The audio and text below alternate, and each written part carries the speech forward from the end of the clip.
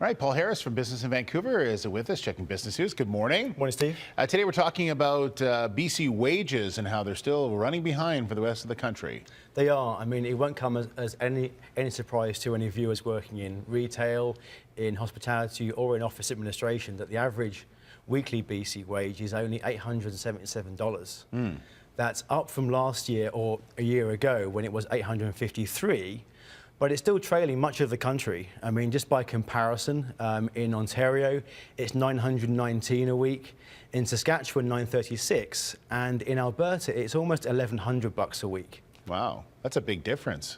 There is. I mean, there are a few fairly sort of clear indicators as to why. I mean, certainly within BC's economy, it's mainly small businesses. So you tend to see perhaps slightly lower wages there, smaller workforces and so forth.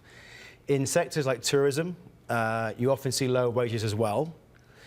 Certainly, the stats are for all of BC, so it takes into account all the far-flung regions of BC, not just for Lower Mainland, where most of the jobs are. Right. There's also a lack of a big corporate head office structure in Vancouver now. You know, there are fewer head offices, which of course tend to attract those higher paid, higher skilled jobs. But most of all, it's just that BC lacks a singular economic driver like Saskatchewan and Alberta that have the oil and gas industry burning so brightly right now. You know, those kind of provinces attract engineers, project managers, those kind of senior, higher-paying, skilled salaries. Yeah, and even the jobs that some would say aren't as skilled still get paid a tremendous amount of money. They do. A friend of mine went and he was in charge of making sure certain bolts were a certain way just on these array, and he was making almost $50 an hour. Yeah. And so it really drives that up. And you're right, we don't have that here in BC at all. It does. And the impact on BC, of course, is that,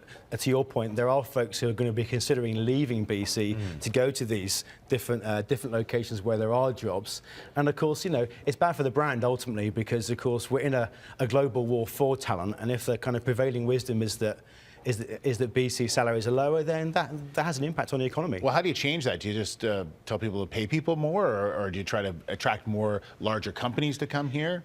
That's one thing. There's certainly more sort of structural issues at play in terms of the way our economy is built, and we can't just sort of turn it on the taps of an industry and say, you know, and bring in workers. But you know, there are obviously some sort of government programs which can help drive this. Okay. But ultimately, it's a function of just the way the economy is functioning and the fact that we don't have a singular big player like oil and gas to help support us yet.